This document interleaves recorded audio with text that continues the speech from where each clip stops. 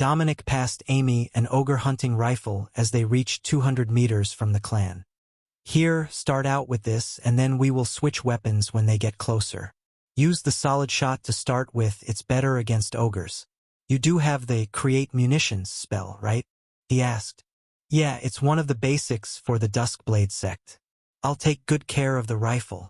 Amy joked as she checked it for any issues. They approached to the 100-meter mark where their accuracy would be called acceptable, as neither was a professional marksman, and took aim. The ogre clan was only 10 strong, but 10 ogre cores were as valuable as 200 of the Frogger cores, just based on their level. But to a blacksmith, level 20 cores were infinitely more valuable than the lower level ones. The sound of rifles split the air, and 2 ogres dropped. Then another 2 as Dominic and Amy furiously worked the actions on their weapons and picked targets who hadn't noticed them yet. That got them through the first 6 as the ogre's eyesight was not great, and they were relatively small targets in the long grass. But then, they were charging, and the duo had to change to aiming at the center of their bodies, which were armored, or their legs, which were not an instant kill. Dominic went for the legs, hoping to slow their approach, while Amy tried for the head the first time and missed. Her second shot hit a chest plate, but the reduced penetration left her doing minimal damage, even with Firebolt, enhancing the shot and damaging the armor.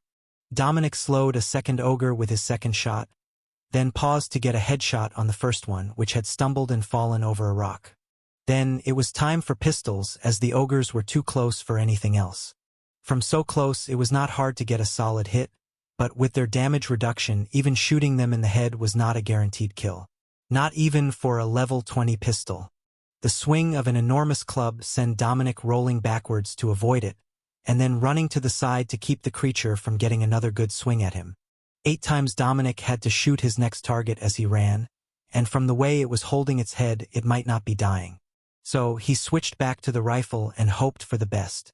It wasn't easy to shoot a rifle in such close quarters, but with the target on the ground, the kill shot was a success, leaving him free to deal with the 2 limping ogres.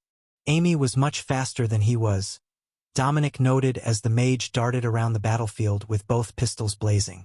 It had to be a spell, as she was stepping on air every few seconds, using non-existent obstacles as springboards to change direction. Incredibly effective as a fighting style, and worthy of a mage sect full of assassins. She did have perfectly good melee weapons, but she had no intentions of getting close enough to need to use them if there was any way that she could avoid it. One lucky hit was all that the ogre needed, and neither of them had any healing spells. Dominic smiled as the last of the ogres dropped, then tapped all the bodies with a hand to collect the monster cores. As he did, he noticed that there were quite a few items in his storage ring that were not cores. Those were all that was supposed to be in there, and he had them piled separately from the rest of his monster cores so that he knew how much was supposed to be split. But among the pile of cores were multiple swords, some folded cloth, a pair of boots, and 1 rolled scroll. That was exactly what he had been hoping for. I think I got a crafting scroll, Dominic quietly informed Amy as she checked the area for more nearby portal beacons. Nice. Check it when we get back. If you do it now, you'll get all distracted with the need to make a cool new thing. She replied.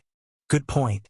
That is definitely more distracting than the urge to know what sort of new thing I might be able to make.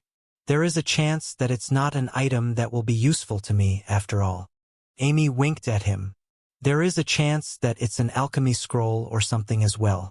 You don't always get the items that you need, even if the monster blessing is pretty reliable. Dominic nodded. Well, we can always hope to add to the pile as well. How about it? Did you find any other portal beacons? I thought that we were going to find your wife? Dominic shrugged. She's in this general direction. We're bound to find her eventually. Now, how about those beacons? Amy laughed at his casual attitude. Yeah, there is another right in front of us, just over that hill. I can hear combat in that direction, so there is an army unit somewhere close. But the way that the sound carries here, it's hard to tell exactly. Most of her experience was either in the desert or in the cities, so she hadn't quite gotten used to the way that the grasslands muffled sound. Then off we go. It had better be something good. We should have kept the scryer with us. Amy just rolled her eyes. The mage who could do the scrying was among the injured, as the lines had been breached by the Minotaur force. He wasn't in bad shape, but he did need to go back to the sect and get someone to look at his injuries after he took the healing potion. With no more hesitation, the pair moved toward the next portal beacon, and the sound of fighting. A much larger fight than they had expected, but a small group attracted much less attention than a full unit of royal guards and a cavalry company would. Much less attention, as it had immediately become obvious when they crested the hill to find that the cavalry riflemen were running a hit-and-run campaign against hundreds of Minotaurs, while what looked like a small city worth of gnolls were engaged with the royal guards. The royal guard had chosen a ravine to fight in, with the cavalry taking the high ground to defend them from above. That meant that the gnolls could only attack in smaller groups, giving the paladins time to recover, cycle front guards, and heal. An exceptional combat tactic, as long as the cavalry kept the top of the ravine clear of enemies. But that didn't look like it was going to be the case for long, as there were simply too many of the monsters for the cavalry to deal with, and more were coming out of a group of tents in the distance every second. That made it easy to find the portal beacon, but also much more difficult to actually do anything about it. Knowing that there was one thing, but getting through 5,000 human-sized monsters with basic weapons proficiency to get to it was something else entirely. Fortunately, the gnolls weren't known to have shamans or other magic users among their ranks. They did exist, but they were so rare that it was more of a historical footnote than the sign of a large group, the way that it was with goblins. "Should we go for the portal, or aid the cavalry?" Amy whispered as she put the borrowed rifle away and switched to pistols. The one full-sized pistol looked odd in her hand, but Dominic knew that the mana regeneration was key to keeping up in a long battle, and they were going to need fireballs to make this an even fight. Once they got back, he was building that directly into some rifles. Fireball and mana regeneration on hit. It wouldn't be easy to do, but it just might be the perfect weapon for defending against large groups of monsters. Let's move closer to the front of the fight. Not straight for the portal, it's better if we can thin out the horde as it approaches, instead of leaving them on the other side of the portal for someone else to deal with. But scattering fireballs through the horde will give the force a break. "Do they have one of your mages with them?" Dominic replied. Amy closed her eyes, using her mana sense to try to find other mages. "Yes, there are 5 of them with the paladins. She has more than just her own paladins with her.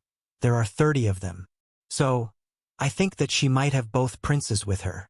Amy informed him a few seconds later. "It's a shame that the second prince isn't here. He would enjoy a good fight and new magic users to talk to. But if they have 5 mages and 30 paladins, they should be all right in the valley for now. It's better that we work on keeping the horde from overrunning the cavalry position and gaining the high ground. Gnolls are known to use arrows and thrown spears, which would be a nightmare for a force in the valley." Dominic replied, "You're just as much of a slave driver in combat as you are at the forge. One fight a day is usually all that anyone volunteers for, even if they're greedy and want to gather all the wealth they can," she joked. "It's not just about the money. You can't forget the fame, the glory, and that uniquely peaceful feeling of getting to sleep in your own bed, without fearing that your spouse will murder you in your sleep for not helping." The men of the cavalry regiment thought that they were insane, the way that they were laughing as they charged into battle. But the 4 pistols hurling fireballs into the gnolls were devastating. Gnolls were not particularly strong, level 4 or 5 on average, similar to a hobgoblin in combat effectiveness, but less brute strength and more agility and intelligence. Still, to charge at them like that, relying on magic to keep you safe, knowing that it was a limited resource, was insane. However, Dominic only used fireballs with 1 pistol and he was using Arcane Blast with the other for the additional mana and healing. He was in no danger of running out even if he had to use internal mana for the fireballs, while he could use external for the Arcane Blast without losing attack speed. Amy knew from experience that she was going to have enough mana to keep reloading and firing the pistols even when she ran low on it and had to slow down the fireballs. But gunshots alone would be enough to deter the monsters when they were coming from such a powerful mana revolver. "Move back as we shoot. It will pull them out into a line, and make it easier for the cavalry to deal with them," Amy instructed as their fireballs blasted huge gaps in the advancing gnoll formation. "Got it." Spread them out and then move forward toward the portal. It should pull the whole group apart and reduce the number going down into the ravine. She can't get mad at me for going after the loot if she knows that I did my best to make her day easier, right? Dominic's eyes glowed gold as the bloodlust of a dragonkin rose to the surface, and he didn't even notice that his fangs were beginning to extend. She will definitely be pleased to know. I just wish that I could keep up the number of spells that you use. Amy agreed. We can work on that when we get back. I have some other good ideas as well. I think that the town of Westover needs a water park. It's already raining. We might as well give the kids somewhere to play in the water. Dominic laughed. Amy frowned. It wasn't raining.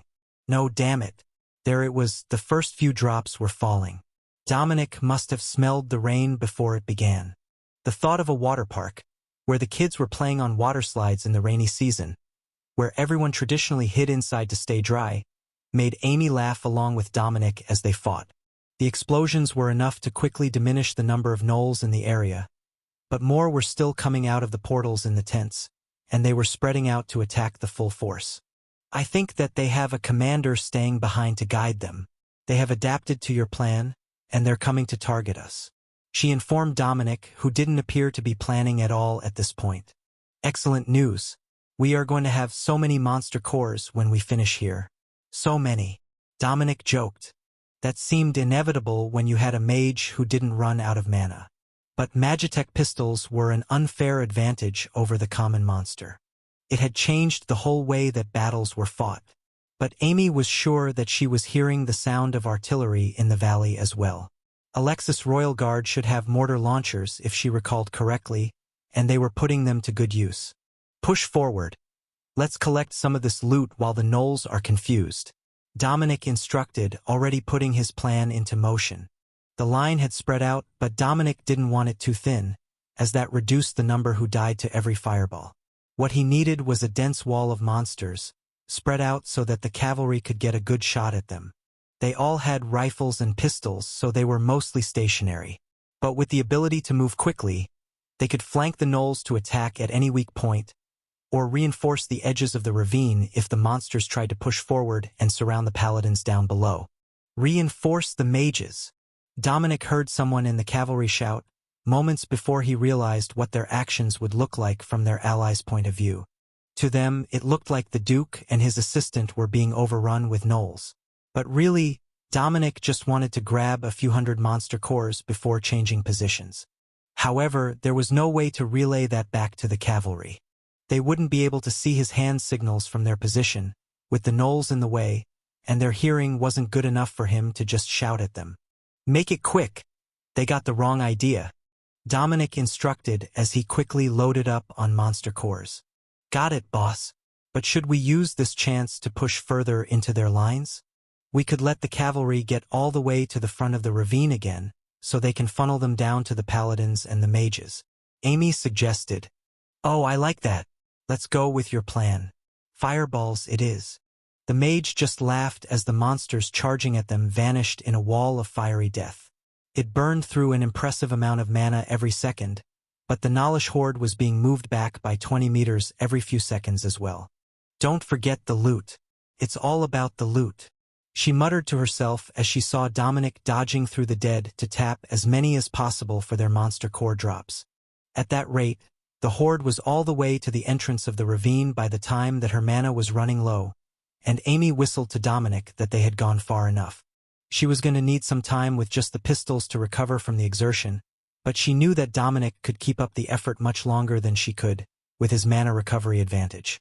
They both pulled back from the battle, grabbing a few more cores as they retreated, while the cavalry pushed forward to hold the new line. That let them send a few men on foot to loot the back lines, which were now behind the main force, and recover as much of the loot as possible. They were here as mercenaries, at least in theory. They were still Signia soldiers on Signia territory, though, so they were under no illusions of being able to keep everything that they grabbed. However, that didn't mean they wouldn't get to keep any of it. Dominic and Amy moved to the side of the horde again, thinning the crowd, but this time with the intention of moving forward and closer to the portal beacons. The number of monsters coming through was insane, and unless they had just relieved a major city from being under attack, it didn't make any sense. They had to investigate. But more than that, they needed to know if the same situation was playing out all over the Horde. The Duskblade sect had sent nearly all their combat-capable members to this fight, and if the tide was unending, they could suffer heavy casualties that would impact not only their ability to teach the students next week, but their future as a sect. There was always a risk to a large job like this one, and that was part of the reason that the pay was expected to be so high. But no mage clan would take on a suicide mission. Down in the valley, Alexis was thinking the same thing that Dominic was. If this monster tide didn't thin out soon, they were going to have to send messages to entirely too many soldiers' families, informing them that they had been lost in battle when their nation wasn't officially at war. That was never an easy letter to write or an easy burden to bear. However, far from their battle, the capital city of Skipple had a very different outlook on life. Over the course of the last few hours, 50,000 monsters had left the siege of the city, vanishing through portals. Now, all that was left were a few dozen mages and 5,000 ogres. The remainder of their royal guard was ready to push out and eliminate this threat from the traitor armies once and for all. They didn't know who had called away the monsters, or if it was just a trap to lure out their forces, but it looked like this was the only opportunity that they were going to be given to attack the mages directly, and that was the only way that they could end this siege. The Knoll tide was coming to a halt as the last of the forces passed through the portal, and Amy smiled as she sensed a new presence at the tents. "Good news, Your Grace. There are mages. Rebel mages, if I am correct. They have retreated from whatever battle they were originally assigned to, and they have come here through the portals." Dominic smiled back at her. "Shall we? A little detour to the camp sounds like a lovely outing." Amy laughed at his eagerness. "No wonder you managed to land the Paladin Princess. Your eagerness to kill traitors just might be your most endearing trait." That might not be a compliment coming from anyone else, but between Amy and Dominic it definitely was. She was already moving clear of the Knoll horde so she could get to the tents. The mages looked out at the devastation, trying to make sense of what had just happened here. Their forces had been sent back through the portal by the elders, who insisted that the army here was under threat. But when they extended their senses, they only found 100 cavalrymen and a mage. That was not enough to threaten 10,000 gnolls. So they activated levitation to look over the battle and try to make sense of the death toll. Perhaps there was much more of an enemy force to start with, and only this small group of cavalry remained. If that was the case, they could bring their force back when the fight was over and resume the siege. Nobody would fault them for splitting their attention. It was only natural to need to know the situation. But when the first man's head exploded, thanks to an arcane blast, infused rifle round, the others quickly began to understand that things here were not as they seemed. Their barriers did nothing to defend them against those shots. The spell cast on them was so strong that it broke through their area barrier with ease, and the mana bullet was intended to take out ogres and other large monsters, not mere humans. Another mage dropped as Amy fired, then a third from Dominic, before they managed to find the source of the threat. Of all places, they hadn't expected it to be the lone mage that was shooting at them. But she wasn't alone. There was a rifleman with her that had somehow completely escaped their notice. A rifleman that was using arcane blast on his bullets. It didn't take a genius to realize who he was and what was happening, but they were not elders. None of them had an area barrier above level 7, and the bullets simply shattered it on contact.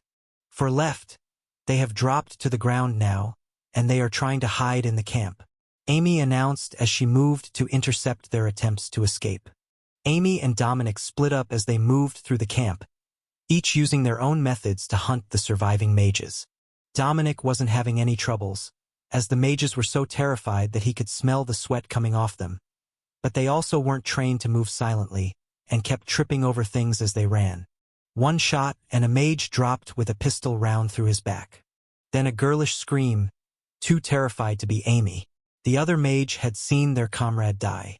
Dominic approached, and found the young man hiding under a pile of fur pelts in one of the tents. "Seriously? That was your grand plan? Hide under a pile of furs? Now, are you going to come out? Or do I just start shooting and hope to hit something vital?" he asked, then kicked the side of the pile. Horrified by his mockery, the mage extended their hands out of the hiding space and slid out from underneath.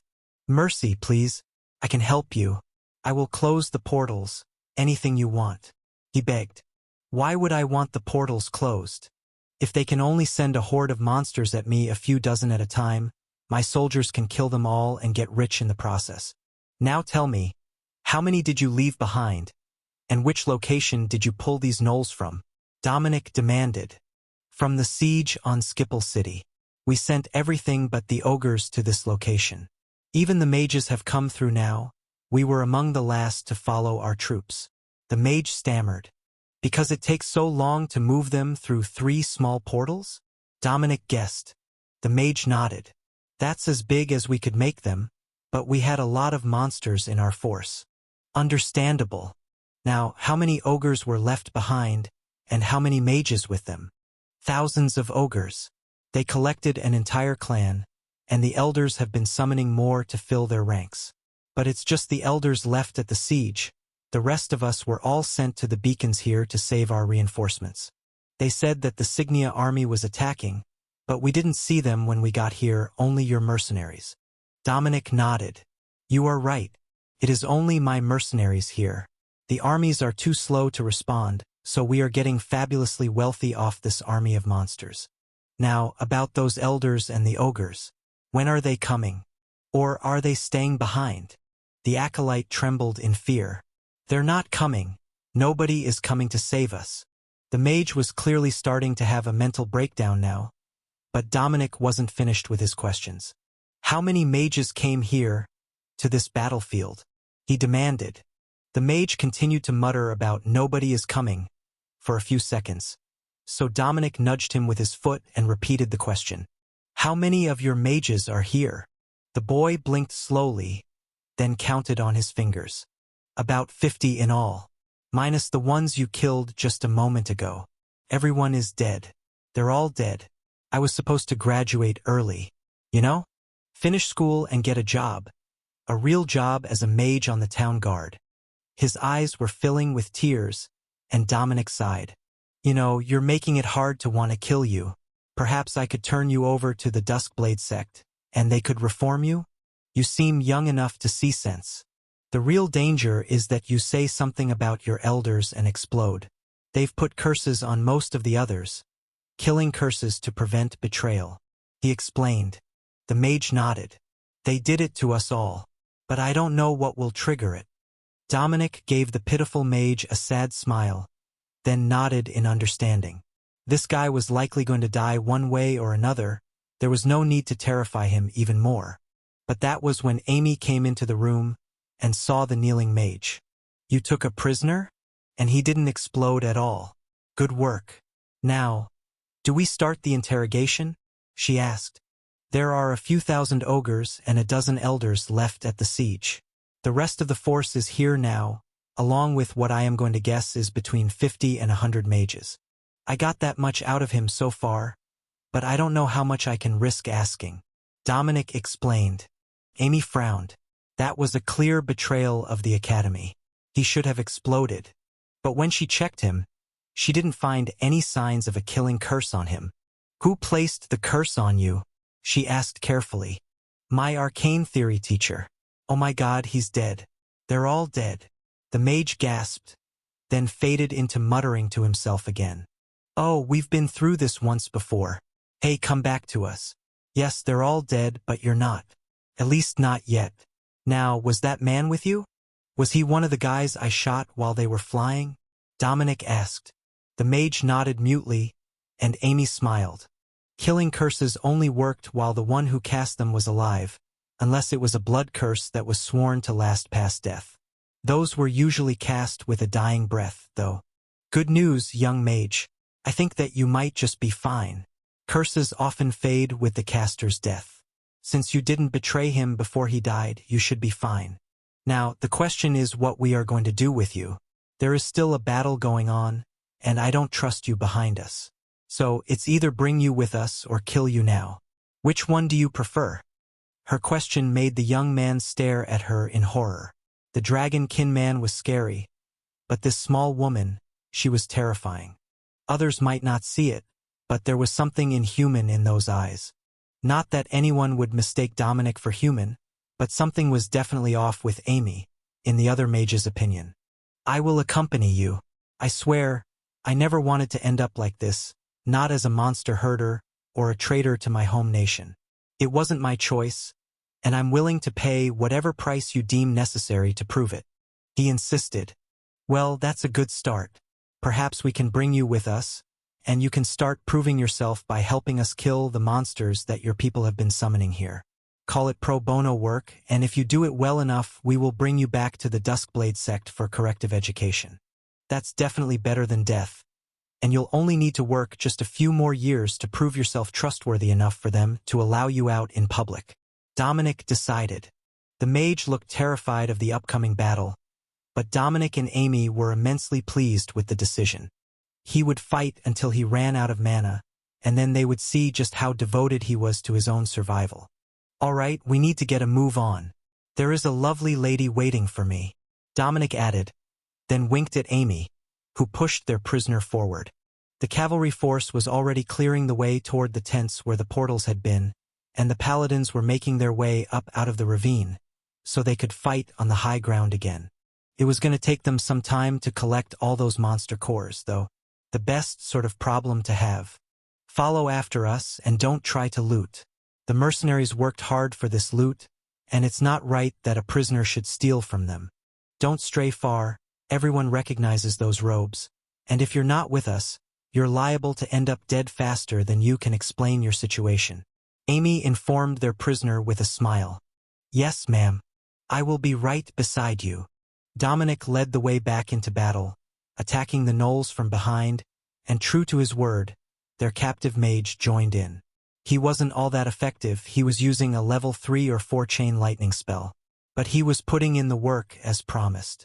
And not just because he was terrified that Amy was going to turn and shoot him if she caught him slacking off. The constant blasting of gunfire grated at his nerves, an unfamiliar sound to his Mage Academy-trained senses. But the damage that the pair were doing by blending magic with Magitech weapons was absolutely horrendous. The gnolls were falling in waves, and even the fireballs that Dominic was using, which clearly weren't his speciality, based on the slightly clumsy way that he activated them, were still powerful enough to wipe out whole swathes of the invading monsters. Who is shooting in the wrong direction? Dominic heard Alexis yell as the last of the monsters began to scatter. That would be Amy. I blame the mage, Dominic shouted back. I should have known that you didn't go home with the others. Now stop shooting at us. The fireballs are burning my retinas.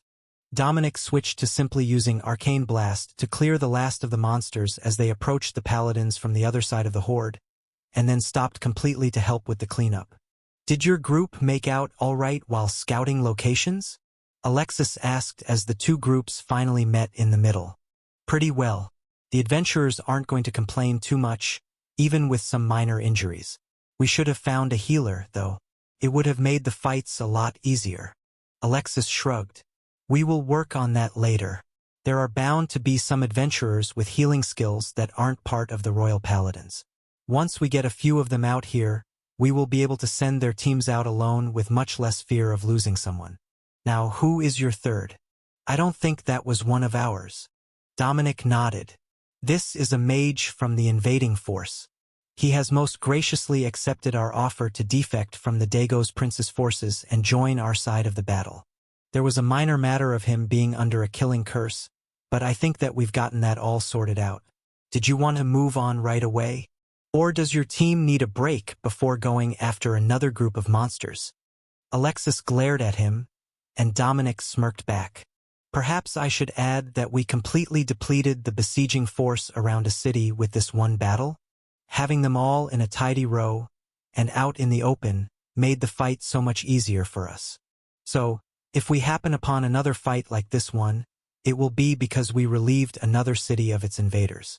That should be a rather heavy blow to the Moron Prince's forces. He elaborated. The captured mage nodded eagerly.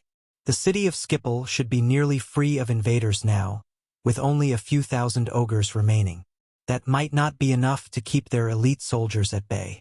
Like Signia, they have a large number of magic-using warriors in the royal army.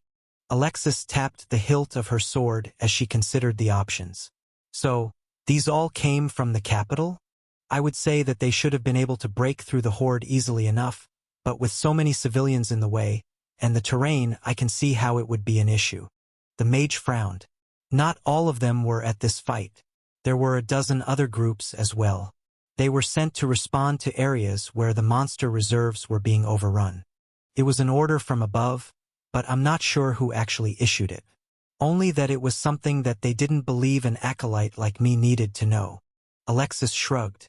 They weren't wrong to make that call. The man had happily betrayed them the moment that he was captured, and he didn't seem to have any lingering loyalty to his own sect, or to the academy wherever he had come from. She didn't know, and she didn't really care. If he survived today, Dominic could deal with him. Give the men 30 minutes to clean up and get something to eat. Then we will move out and hit another target. We don't have much time left before more of the mages will start arriving to reinforce them, and every mage that shows up increases the likelihood that we will lose men by a significant margin. She instructed. The prisoner, eager to help, decided to add a bit of advice for her. There aren't that many elders left. A bunch were already killed, so it's mostly students of the academy who are doing the grunt work, and then some graduates who were loyal to the staff. If you target the strongest one first, the others are unlikely to have a spell above level 10 or 15. I'm not the weakest of my peers. I am almost set to graduate, and my mage skill core is only level 12. Half the others are younger than I am. He offered. Now that is valuable information. Thank you for that. I will leave that to Dominic and Amy, as they both specialize in hunting mages. Alexis replied. The paladins were pretty good at it, but the Duskblade sect specialized in it, and Dominic was just generally good at killing things with his bloodline advantages and firepower. Amy, leave that one with us. We will take care of him so he's not slowing you down. One of the mages who had come with Alexis' group insisted. Oh, thanks. He's been well behaved, but keep an eye on him. He might stop for a little cry or try to run away at some point. The mage chuckled, while the prisoner looked vaguely insulted. But Dominic thought that Amy was right. Once he realized how badly things were going for his team, he was definitely going to need to stop and cry for a minute. As one, the cavalry formed into ranks, and Dominic turned to Alexis for directions. We're going to head toward the core of the force. Everyone is working from the edges toward the middle, so you can flank us or try to keep up with the cavalry. She informed him with a smirk. Even the royal paladins had mechanical horses today, so there was no way that Dominic and Amy could keep up with their charge. We will flank to your west and look for something good to hunt. See you in the middle. Dominic agreed.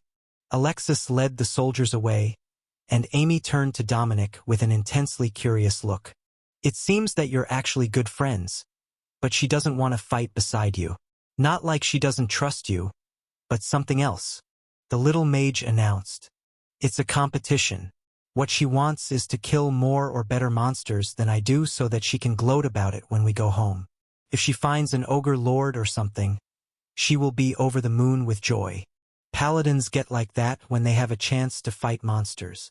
Dominic explained. And you're any better? Oh no, I'm far worse, but that's only more reason for her to want to compete. Is this some strange couples flirting thing that I just don't get? Amy asked. 100% yes. Don't think about it too hard. It's not based on logic, but on the mutual enjoyment of a shared interest and an intensely competitive spirit. If you try to make it make sense, it takes all the fun out of it. Dominic joked. Then he paused and gestured ahead. I sense more monsters up ahead. We might luck out this time and get all the good stuff. Amy shook her head in dismay. Well, at least I'm getting rich off this. But for the record, just killing the monsters is reason enough. You don't need to make it weird and flirty with the wife. Amy laughed as she realized what sort of monster pack they had stumbled across in their rush to find enough targets to defeat the paladins of the Royal Guard. Well, this will certainly get us an award of some sort. Assuming that we don't actually die. Amy whispered. They're not bulletproof or magic resistant. Dominic noted as he stared at the group ahead of them. That doesn't help if they're actually using magic, she retorted. In front of them was an entire class of mages, 30 children, no more than 10 or 12 years old, along with one elder, and dozens of goblin shamans. No girls, Amy whispered, and Dominic noticed that her eyes turned completely silver as rage overtook her expression. Of course there weren't. They were breeding goblins, the women would be… No, that wasn't the issue, these were students. Students. Children whose classmates had been sentenced unjustly to a life of living hell to create more goblin shamans for the war effort. So, I'm going to kill that teacher, and you can take care of the shamans. Amy whispered. All right, but that means you get to deal with the children. Who knows how corrupted they have become from the blood rituals and curses. They're likely to be just as evil as he is by this point, completely broken inside. Dominic warned. Then they all die. Humans are rarely trustworthy to begin with. Dominic couldn't argue with that. He had often felt the same way about them, and they had hunted him for half his life. So he would let Amy sort them out. But her words were telling. As much as she looked like a petite human girl, it was clear that she was not human at all. She also wasn't a dragonkin, so she was more likely monster-blooded. With enough monster in her lineage that she didn't really view herself as human, despite passing completely for one. That was unusual. If someone had monster blood, but passed as human, their parents usually wouldn't even tell them. They would just find out that they had superior abilities compared to their peers, or a strong affinity for magic. They would put it down to luck, and that was that. But Dominic wasn't thinking about that as he stalked through the long grass, approaching the goblin shamans with a rifle in his hands. This was going to be short and messy, Dominic was sure of it. The faster that he could eliminate the shamans, the easier it would be, as their spells took some time to cast. But on the other hand, they were also level 4 creatures, and even if they cast a barrier, his magic would shatter it in a single hit. Still, it was better not to waste energy. What he needed was a larger area spell than Fireball. It was a good one, but with the power difference between him and the goblin shamans, it really was overkill. Maybe Amy knew a way to cast more than one fireball at a time? If he could cast 5 or 6 of them at a lower level, that would be just right. He should have made more mortars. Instead, the spells exploded among the goblins as Dominic worked the action on his rifle, and the children in mage robes began to scream in terror. But they weren't running away, they were trying to cast spells in his direction, even in their terrified state. The shamans raised their staves, and lightning bolts crackled through the air toward Dominic, who began attacking with arcane blasts in between rifle shots. It was enough to renew the mana needed to keep his area barrier up for a few more seconds, while the explosions whittled down the number of enemies, and Amy got in position to assassinate the elder of the mage sect. Once he was gone, Dominic had some hope that the boys could be rescued. But the way that they were attacking, it might be better just to keep one alive to find out where the girls were being kept prisoner. Leaving them alive to suffer was just inhumane. Only, when Dominic had eliminated the shamans, there was still no sign of the little mage, and the elder was finishing a defensive ritual around their position. So, Dominic turned the rifle on him, and laughed at the panicked expression on the man's face when 5 fireballs in quick succession exploded against his barrier. The mana bullets alone would strain most mages' ability to keep their barrier up, but the fireballs were a great visual distraction. He might not know where Amy went, but it shouldn't be too challenging to take out this teacher, as long as the man wasn't too far above level 20 with his defensive magic. 2 more bullets and the barrier collapsed. Then a third took the elder in the forehead, causing an explosion of gore to rain down on the students when the fireball detonated. That was the turning point for them. The children collapsed to their knees, crying and begging, all thought of fighting forgotten. But still, Dominic didn't know where Amy had gone. "Gentlemen, I have a few questions for you, and if you want to survive, you will answer quickly and accurately. Where are the girls from your class?" Dominic began. They all turned to point at a tent as Dominic continued his questioning. "Where is the nearest group of mages that is not from your class?" For a few seconds, they looked confused, as if that question had not occurred to them. But after a few seconds, they all began to point in different directions, including the one that he had come from. Dominic suspected that they had no idea, and were just trying to locate object. Type magic usage to give him an answer that didn't lead to them all dying. I will take that as you don't know. Unfortunate, really. Now, what should I do with you? He asked rhetorically.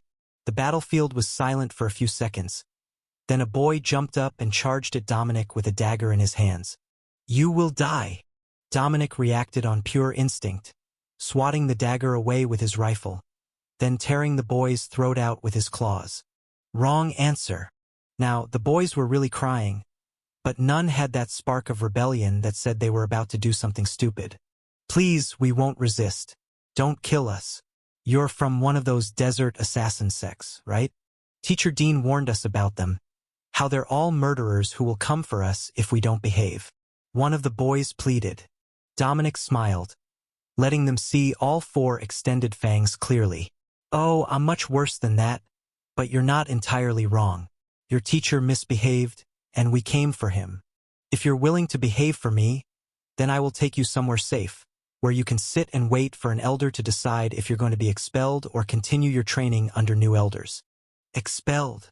The student asked, horrified. Dominic nodded happily. Expelled. From training, from your friend group, from life itself. Removed.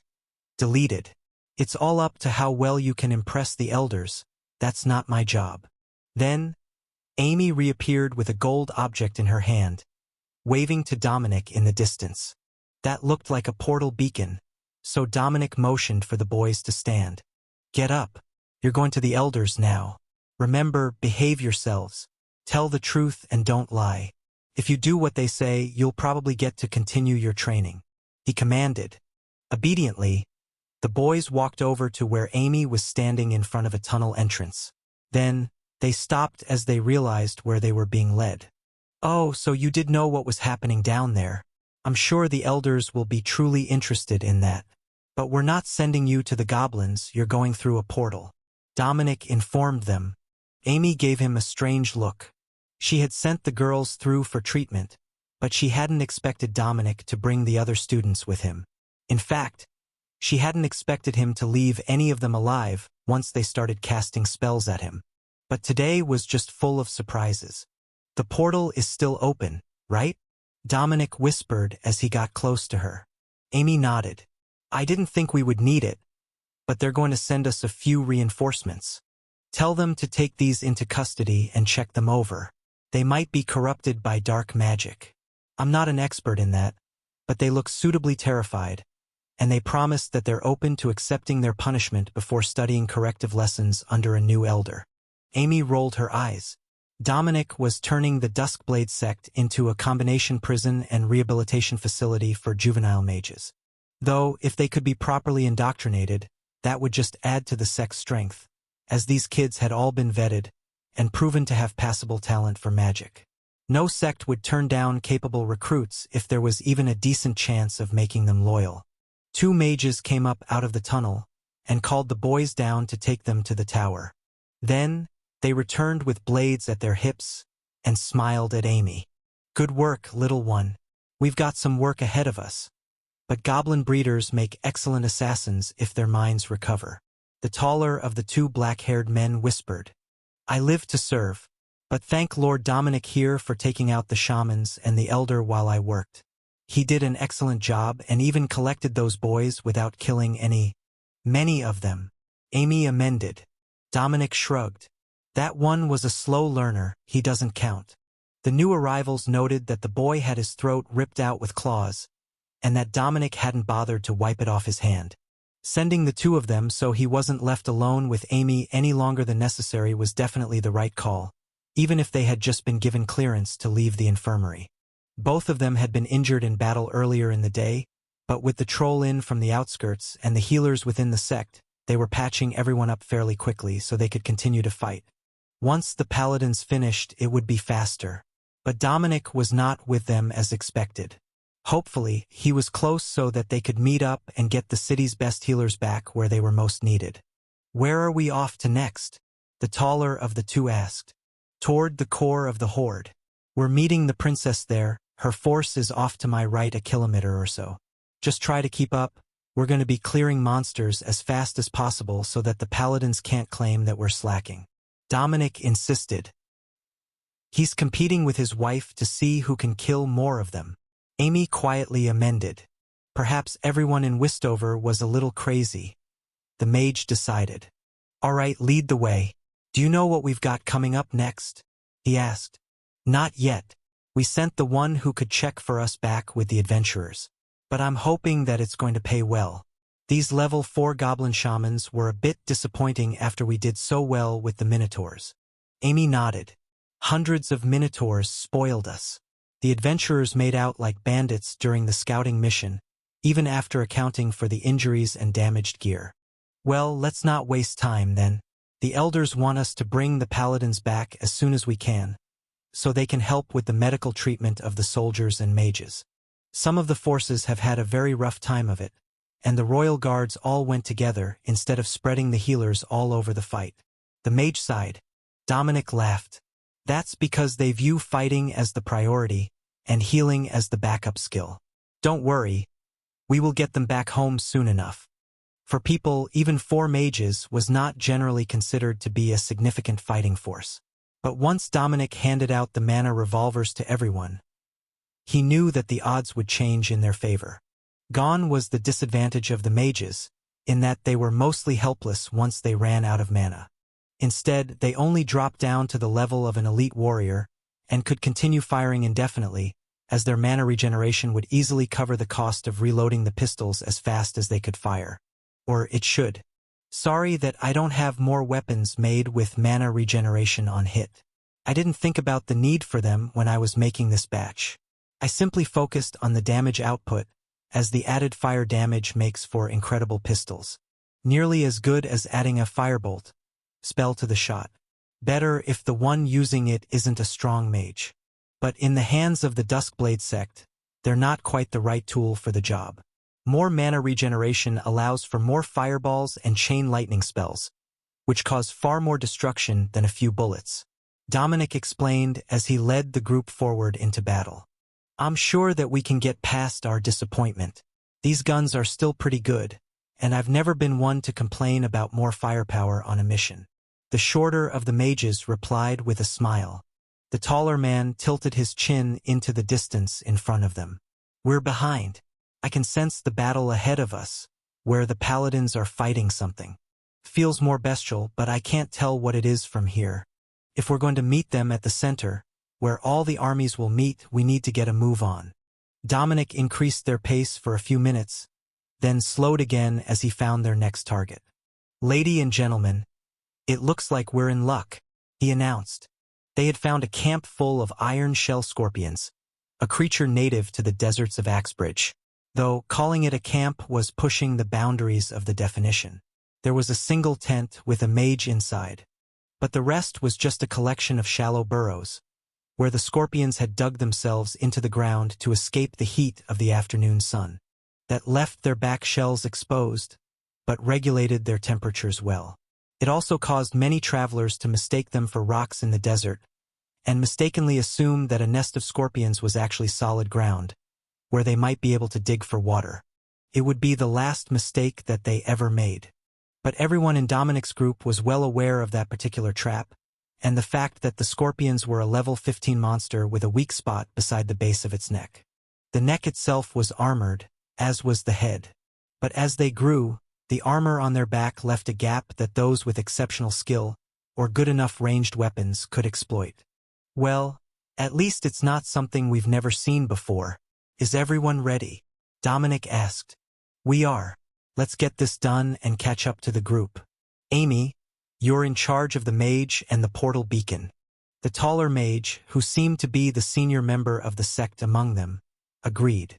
They rushed forward, getting into pistol range before they started to attack, while Dominic circled to their right so he could get a good shot at the monsters that went for the others. However, that plan was doomed to failure. As soon as he separated from the group, all of the scorpions turned to face him, hissing menacingly at the newfound threat. They didn't understand magic or guns, but they did understand that dragonkin were a threat, while humans were food. They spread out to attack, keeping their heads low to protect their vulnerable points from direct attack, but the change in angle made the neck joint clearly visible to the others. The mages began to shoot, with the high-level weapons easily penetrating the soft spots, and cracking hard chitin where the shots landed off target. But the scorpions didn't stop, and they raised their tails, preparing to ambush Dominic as soon as they could surround him. Dominic retreated slowly as he fired, using Arcane Blast to injure the scorpions and buy him time for the others to work. The new pistols were unfamiliar in the hands of the mages at first, but they were all trained assassins, and it only took a few shots for their aim to adjust, causing fatal strikes every few shots. Dominic sensed a powerful wave of magic in the distance, and then heard a single gunshot. That was a good sign. By the logic of hunters, one shot was a kill, two might be a kill, and three or more meant that something had gone horribly wrong. Amy was powerful, so she was unlikely to lose an engagement before she could fire twice, especially with a pistol in each hand. So, that one shot should be the end of the enemy mage. A scorpion tail slammed into Dominic's area barrier as he moved again, trying to get a shot in on the attackers. Then, another and another. That was the end of his defensive spell, and Dominic was left scrambling for a few seconds before he could get another off. But it was enough time for the mages to complete their work, and only the two scorpions closest to Dominic remained. He rolled to the left and fired up into the weakened joint where one of his prior shots had missed, and black blood poured from the armored neck of the scorpion, which retreated in agony, looking for hot sand to plug the wound. But they were in long grass, and the creature had no knowledge of slowing blood loss in this unfamiliar environment. A shot from behind broke the creature's tail stinger off, and Amy happily pocketed the deadly venom sac. Those sold for good money, but they were also a key ingredient of many concoctions made by the Duskblade sect. The nest is clear. There was only one apprentice mage with these monsters. I think that they might be focusing their remaining numbers on the more valuable targets. She explained. Then we need to get to them before the units without mages do. Loot up and let's go. Someone does have a big bag of looting, right? Because my storage items don't have enough space to be collecting large monster body parts all day. Dominic asked. We have you covered, Your Grace. Storage items are a speciality of the sect, you know? Over and over, Dominic led the team into battle with ever-decreasing numbers of monsters. Some of the packs had been deployed to deal with the larger threats of the military units, but from what they were seeing, it looked like the central area used to be the new arrival area, and the summoned monsters were deployed outward to join larger groups of their own kind. So, the closer they got to the middle, the more portal beacons they were destroying, and the fewer monsters they were encountering. They were not letting the Dago's forces off too easily, though. Every portal that was open was inspected to find its destination, and to see if there was still a monster horde on the other side.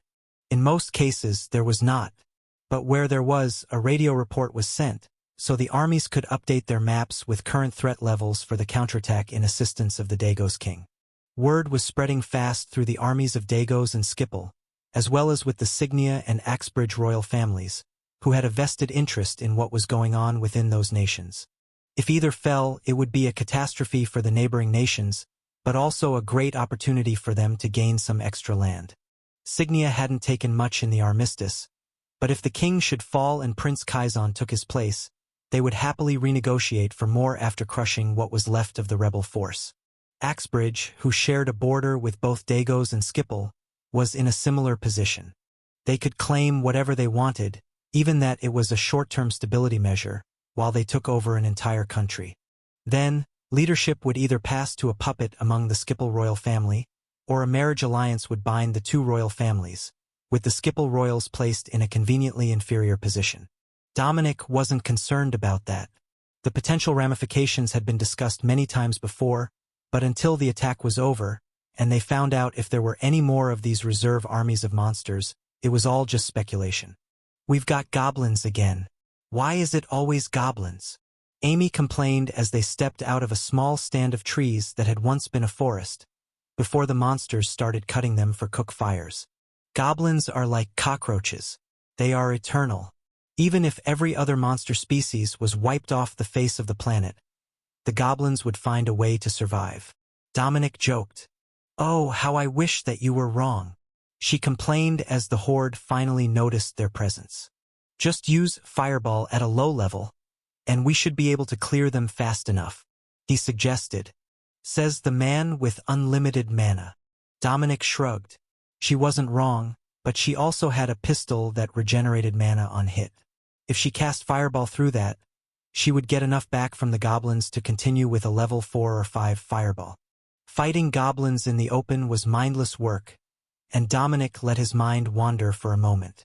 In any other circumstance, they would be in real trouble with these sorts of monster numbers, but with one high-level mage focused entirely on defense, and 6 rare-grade mana revolvers doing the hard work, accompanied by fireballs, the horde was much less dangerous than the raw data would suggest. It was almost a cheat code, having 4 mages together with magitech weapons. A glorious cheat code. The fact that this wasn't a natural grouping, with experience and leadership also helped. There were only goblins here, with no clear leader, no shamans, no lord. Just a bunch of summoned monsters without a clue. They had been called to this place with no details given, and this close to the center of the formation, they hadn't even been contacted by other monsters to explain what was going on. They only had the magical directive to remain in this place until ordered otherwise. Then, Dominic and the mages broke through the horde, and found themselves in a massive clearing around a blood-soaked ritual altar, along with thousands of soldiers. Everyone was holding back, not wanting to get too close to the source of the blood magic, and unsure what they should do now that they had run out of monsters to fight. Normally, that would be a matter for the generals, but they weren't here as soldiers, only mercenaries. And their pay package didn't include whatever that thing was. Amy, you're with me. Let's go destroy whatever blood magic ritual they've got going on in the clearing here, and then call it a day. It should be the primary summoning ritual for this army, I would assume. Dominic instructed. Amy nodded.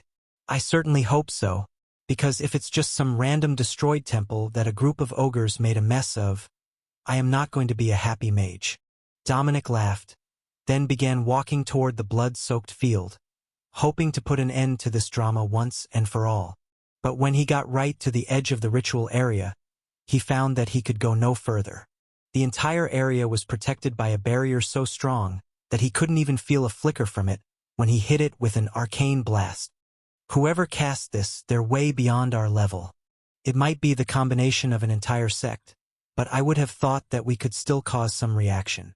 Amy muttered as she stared past the invisible barrier at the ritual altar, which was still dripping with fresh blood, despite there being no bodies present. We're missing something, some detail that would make this all make sense. Dominic sighed. You've got that right, but until we can at least find a clue what that is, I don't see how we can change anything about this situation. All we can do is leave someone to watch it and update us if anything changes. Dominic stared at the ritual altar for a few more minutes, wondering if anything was still active inside the barrier. It didn't look like it, but the blood was still so fresh that it was hard to tell. Then he began to notice something strange. The blood was still flowing from the altar, running into the ritual circles on the ground to keep them refreshed with life essence. But there was no activity within the barrier. There has to be a portal or something, a link to keep the ritual running remotely, he muttered. Amy frowned as she scanned her knowledge of blood magic. I think that it might actually be all the other summoning circles. There are still more active at all the siege sites, so they're still feeding the central ritual with their offerings. It's only the ones here that we have deactivated, and who knows what percentage of the total that was. Until someone takes out the rest of the rituals, this one will continue to operate. What I am more concerned about is the fact that we can't get through this barrier. To be able to create a barrier this large, and keep it up against attack requires immense power. If we keep attacking it, whoever created it is likely to come and see what is going on, which will tell us who is behind the whole scheme. But then we're left with a mage that we can't defeat, in a bad mood. She noted. She made an excellent point. If shooting the barrier with both bullets and their best spells didn't even put a ripple in it, what were they supposed to do with the person who cast it? Now that's a dilemma. We could try to work together to break it, but then we risk attracting a problem we can't solve. But if we don't do anything, then this blood ritual in our territory continues to operate, and will most likely continue to summon more monsters here. If it summons more monsters here, then the problem never really ends, and we have to continually clear them out to keep the area safe. Dominic replied with a sigh. Amy winked at him. You know, that's not necessarily a bad thing.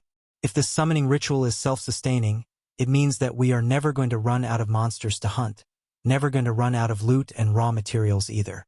So, while the mages using them to besiege cities is a bad thing, this ritual itself isn't really an issue. We could just keep the population under control here and see how long it takes for someone to come check on the ritual.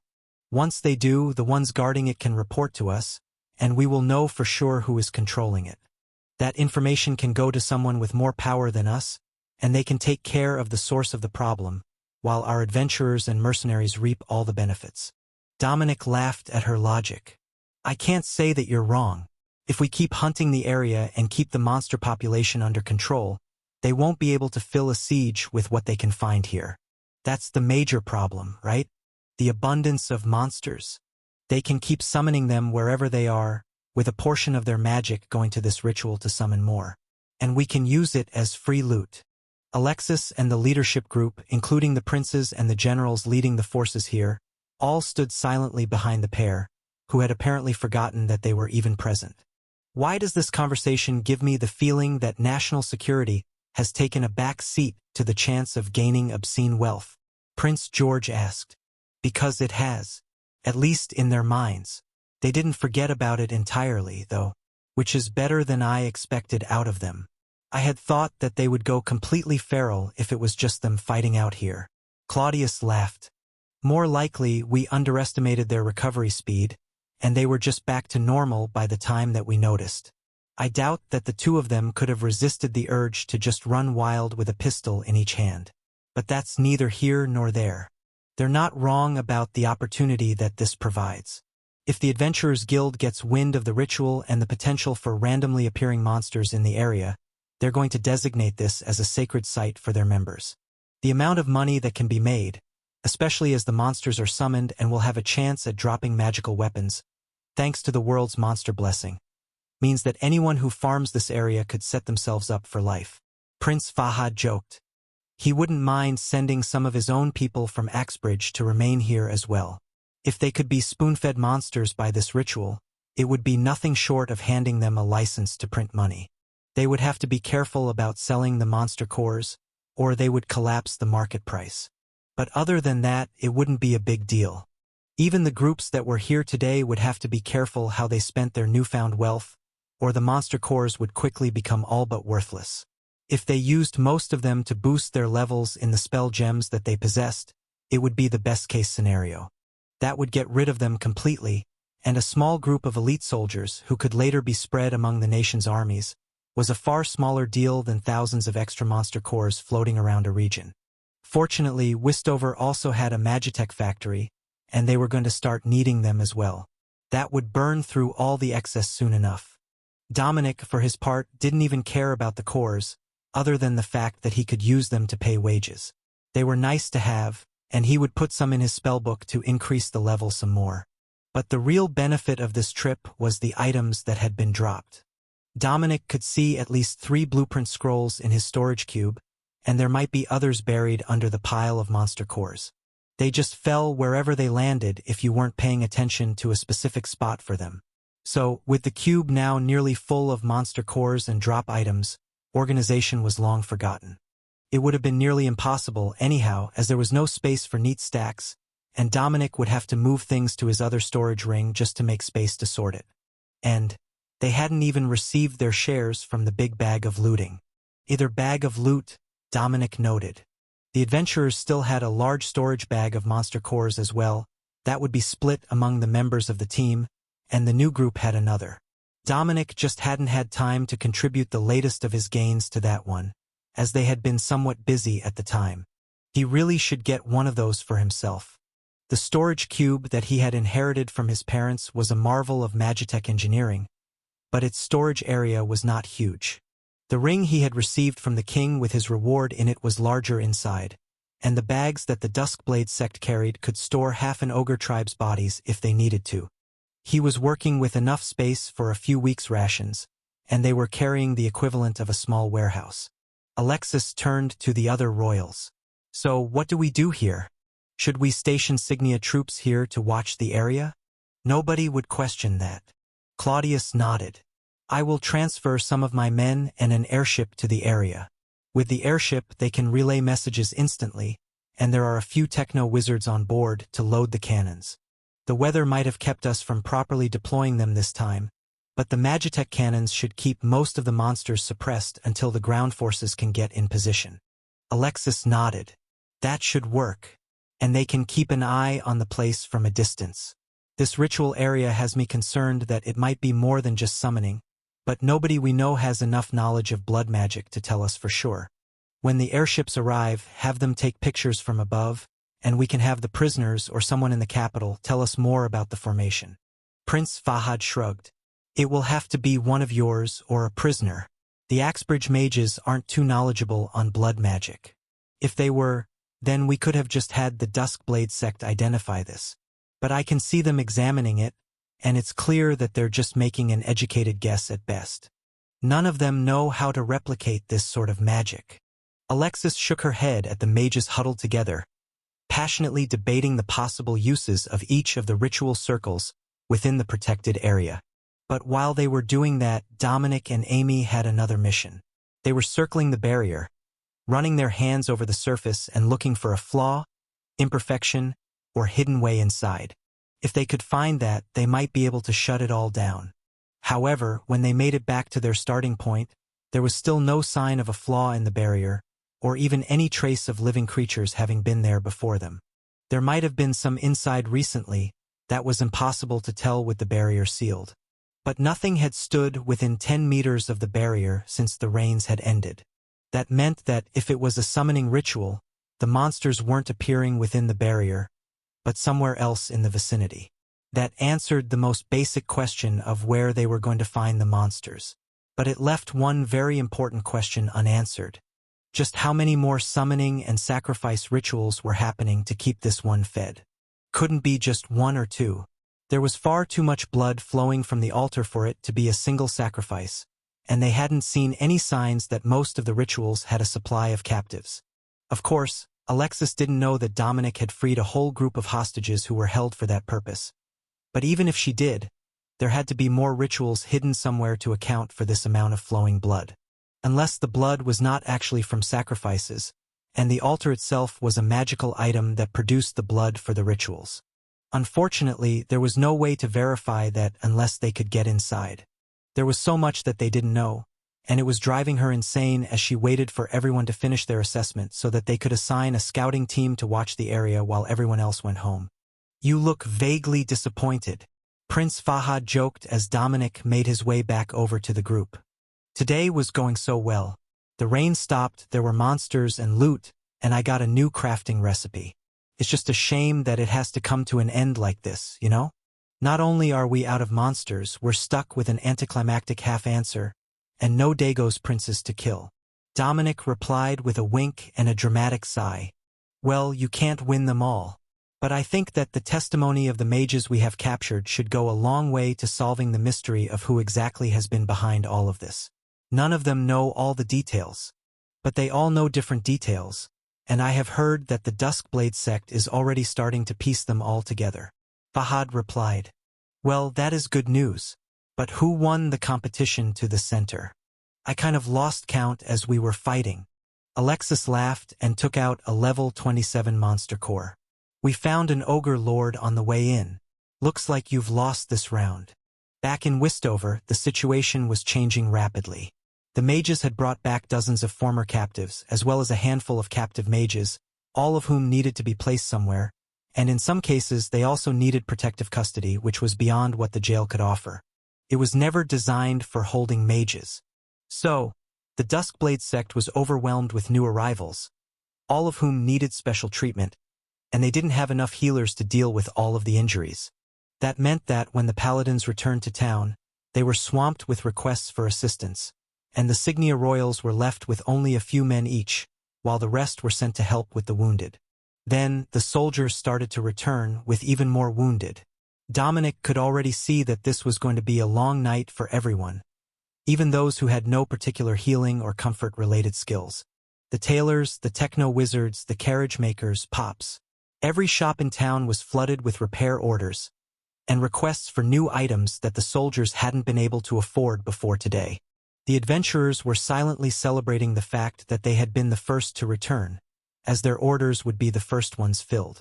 But there was no way that the craftsmen in town could possibly fill all the requests that they were getting.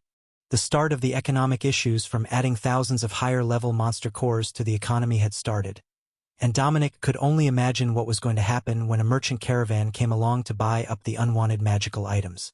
They would not be at all prepared for the level of offers they were going to receive. However, this was nothing new to the Adventurers Guild. Monster hunting was hit or miss, so they often had a huge stock of items held on consignment, waiting for someone to purchase them. It was the only way that they could keep a sufficient stock without getting into the weapons reselling business. The guild wasn't interested in that, but they would happily hold on to weapons for sale so that adventurers could sell to each other and have the money applied to their guild account to be picked up wherever they were. Many would place weapons for consignment in the big cities, then move along to the next mission, and eagerly await someone's purchase of their gear for a much better price than they would get from a wholesale weapons reseller. Lord Dominic, we have your share of the monster cores from the trip. Would you like them now?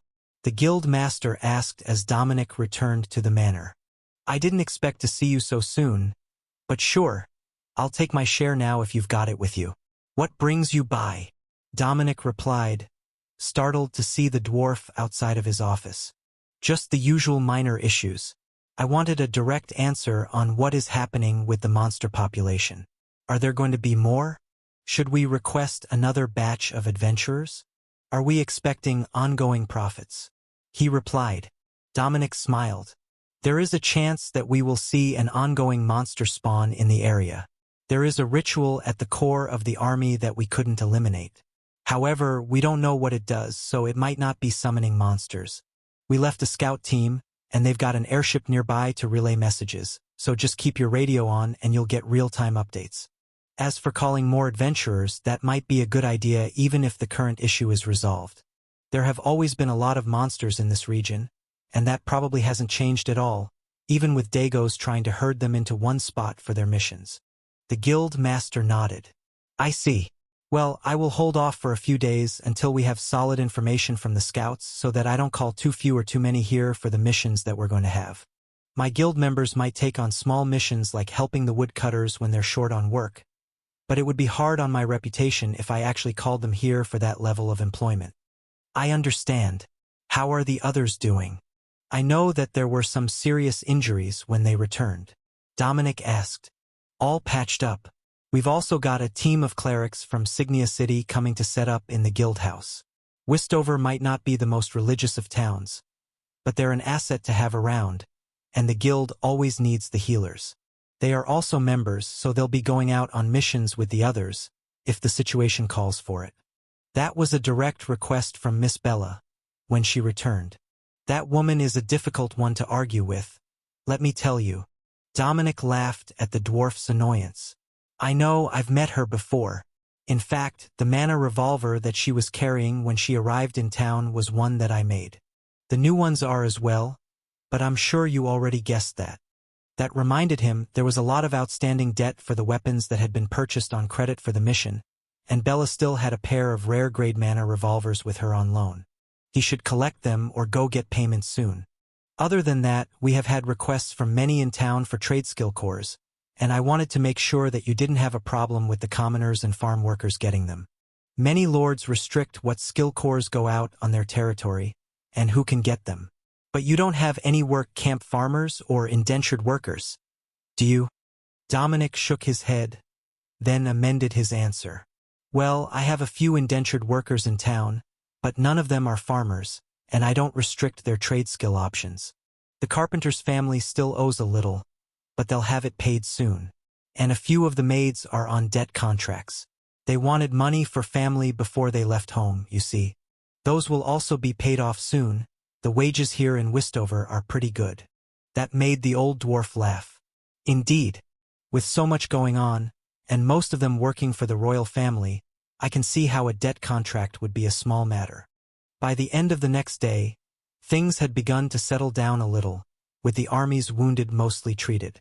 There were casualties from the mission, but not so many that it would raise concerns outside of the immediate chain of command. Most of the units had come across swarms of goblins, and that had allowed them to move the wounded to the back and not take fatalities. Only the units who had encountered larger groups of strong monsters, like the units on the eastern flank who had encountered the Yeti clans, had really suffered. Dominic had taken the opportunity to spend the evening in the manor's new forge with Alexis.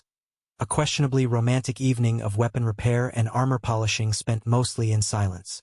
Still, it was a good break, and nobody bothered them as they worked to get their equipment back into top shape. For Dominic, that meant a lot of work, as his chestplate had been completely mangled, but most of the damage to Alexis' gear was to her shield and the left pauldron above it. The group tactics of the paladins started out with much more ranged firepower now than they used to, as everyone had firearms and artillery weapons. But that also allowed them to push harder, so even with the mortar launchers and pistols, they were still frequently in close combat with the monsters, where Dominic and his team had retreated to keep the monsters at a distance. He couldn't say that their method was wrong. Certainly got the job done. But he could say that it was definitely harder on gear than a ranged attack. The only real downside to ranged combat was the immense mana usage. They had to burn through a lot of ammunition for the mortars, and that needed to be replaced between every engagement. For that reason alone, it was a better tactic in a larger group, like when they had the cavalry with them for support. "What did you do to that armor? Get in a fistfight with a troll?" Alexis asked as Dominic started to hammer his armor back into shape. "Not quite, though I'm not sure that the Yeti clan chief was any weaker. We met up with a group of Frostwolf riders, and they really did a number on us. We didn't lose anyone, but it was a close thing there for a few moments." Dominic explained. "Well, that certainly wins the award for most unusual monster of the day, but it also explains why you were wearing just mage robes when I met you." Dominic laughed. "I had chain mail underneath. But yeah, I should make myself a spare piece of chest armor. I mean, a good one. I have another, but it's one of my earlier pieces, and the enchantment wouldn't stand up to even a casual strike from some of the things that we faced on that trip." Alexis winked at him. "Strange how that happens when the hard monsters go from being someone else's problem to your problem. Isn't it? Not long ago, you would team up with city guards to fight a single ogre. Now you just take a small group of adventurers to attack a whole camp of them." Dominic sighed. "I wish that you were wrong. This power creep might pay well. Bu, the danger levels are getting ridiculous. That Yeti tossed me around like a rag doll. If I didn't have the ability to heal with Arcane Blast, I would have ended up as mush. That skill is incredibly overpowered. But I heard from the others that your Arcane Blast is increasing in power as well." Alexis questioned as she polished a vambrace. Dominic nodded. "It seems to be linked to my base magical level, which has gone from level 1 to level 3. It's far from being my most powerful spell at this point, but the mana recovery is just so valuable that I find myself using it all the time. I can cast other spells with external mana as well, but it's slower for some reason. Like I can cast Arcane Blast instantly, but a fireball takes a few seconds if I'm not using internal mana. It's a bit of a pain, so I rely on the mana regeneration. I'm going to make pistols with the effect later, just so I can keep up the firepower without switching spells." Amy had it even worse than I did, and after a few rounds she was down to 1 fireball per reload, even with a mana regeneration pistol. 2 per reload would be far more reliable, but beyond that I'm not sure that constant magical firepower is something that is going to be within my abilities with Magi tech weapons. We all have our limits, but with some practice, I'm sure that you can expand your range of bonuses to the point that your creations will feel like an entirely different person made them. I mean, just look at what Pops can do compared to what you or Mead can do. You're all smiths, but he's got like a century more experience and he can do things with metal that feel like they should be impossible." Alexis agreed. Dominic smiled. "I can't argue with that. Even when he's holding back so that people don't bother him to do what might actually be impossible, it's still impressive. The talents of a true master smith are so far beyond what I can manage that it doesn't even feel like we're working on the same craft. Now that that part is out of the way, fix this pauldron for me. That's more than I can buff out." She laughed, holding up the heavily dented piece. "And you said that I'm hard on equipment. Give me your shield as well. I will patch it up and then rework the surface. It's taken way worse of a beating than your shoulder did. Is this all from the ogres? Dominic asked. Mostly. Not many other things could get past my guard. But the ogres tend to hit everything at once, and even with my strength buffed, I can't stand up to a direct blow. I need to deflect it. After half an hour of mending, Dominic looked at the chest plate with resignation. It was beyond saving, and the repeated working was making the metal brittle. The best option would be to smelt it down and start over with a new piece using the same raw materials. However, he now had some better raw materials than he had used the first time.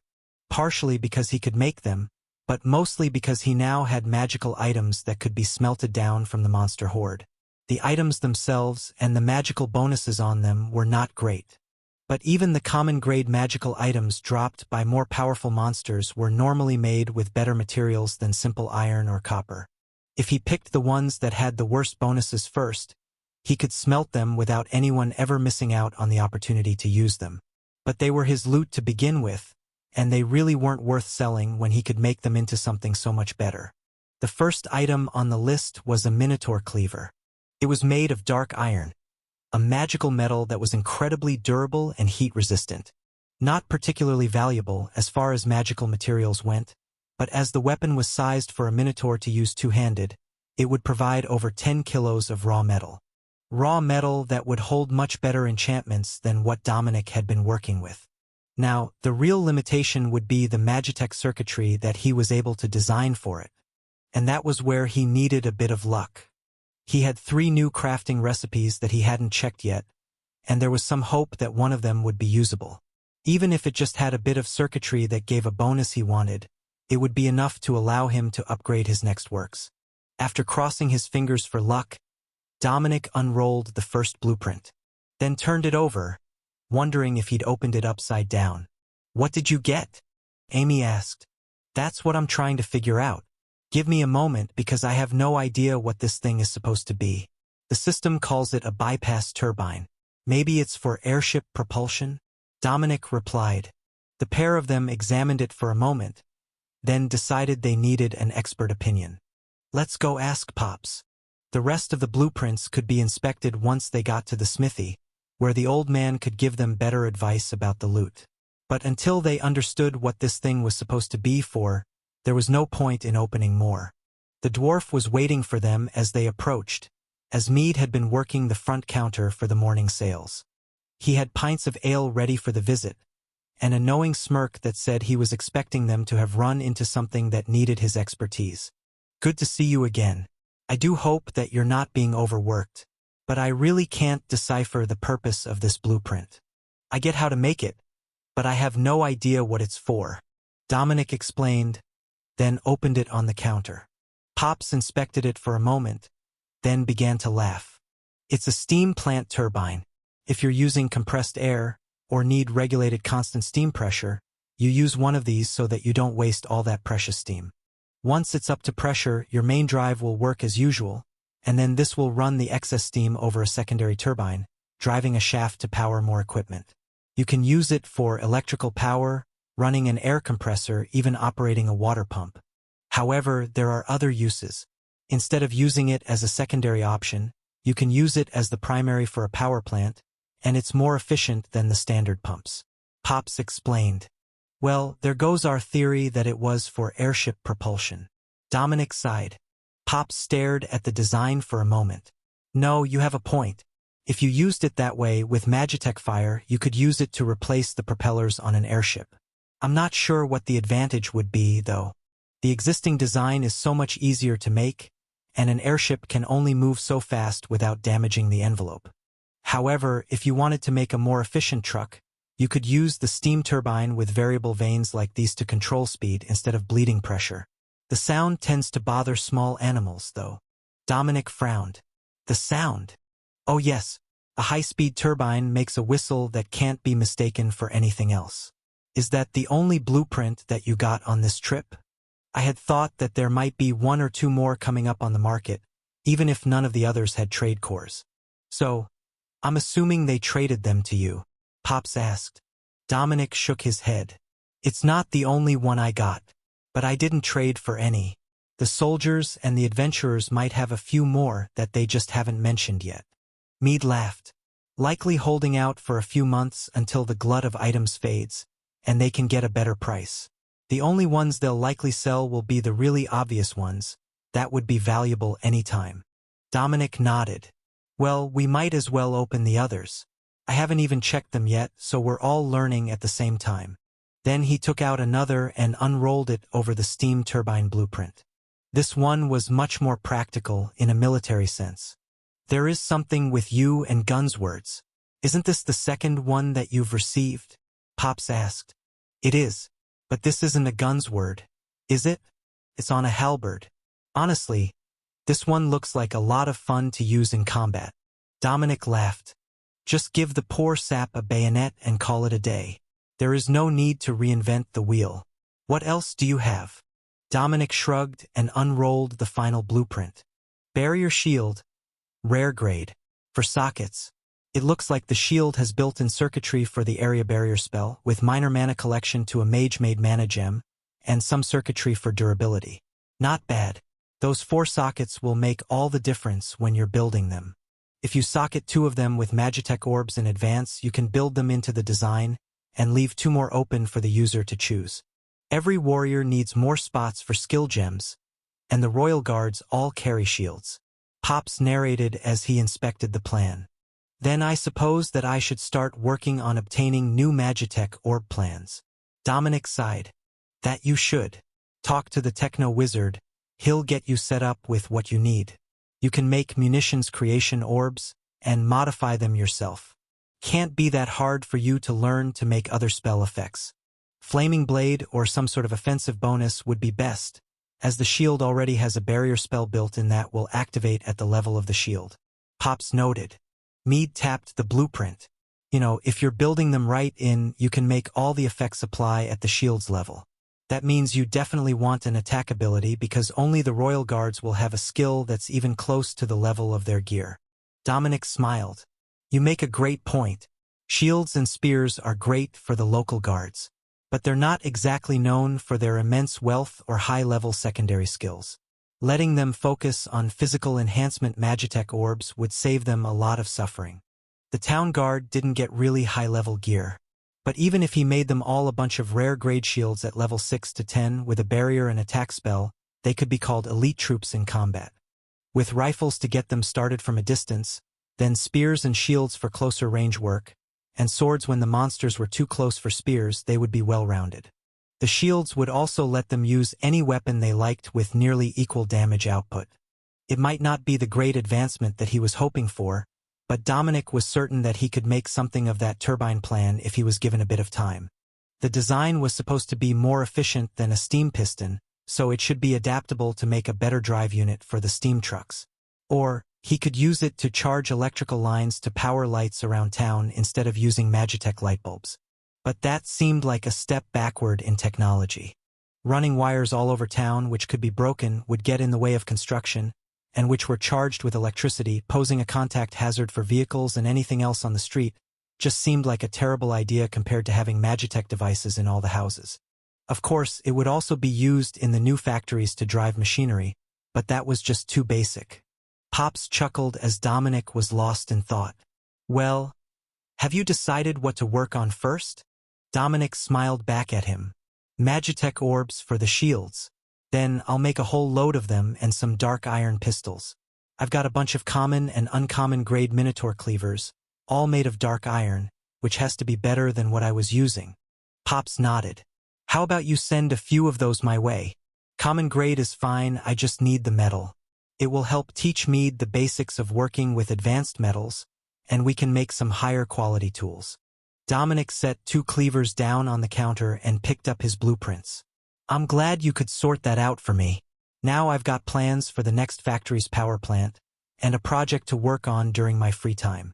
The shields won't be too bad once I get a mold made for the basic shape.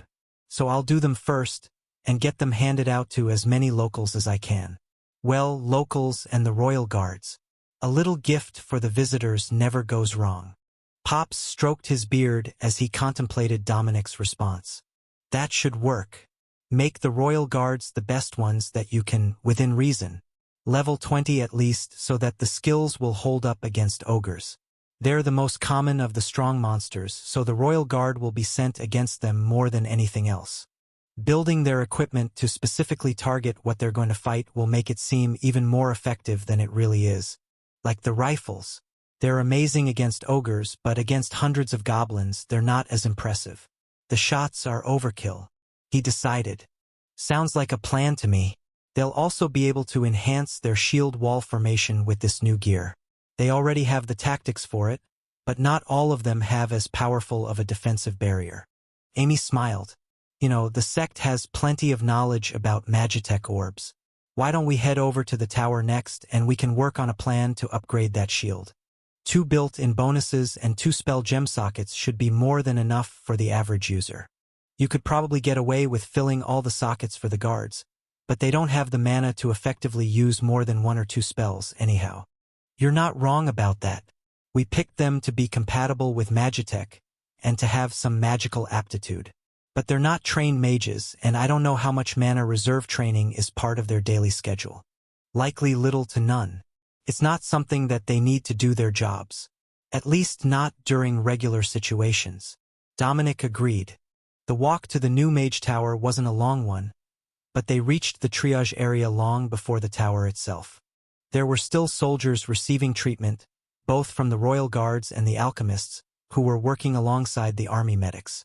Minor wounds received traditional treatment, stitches and bandages, while more serious injuries and infections got magical treatment.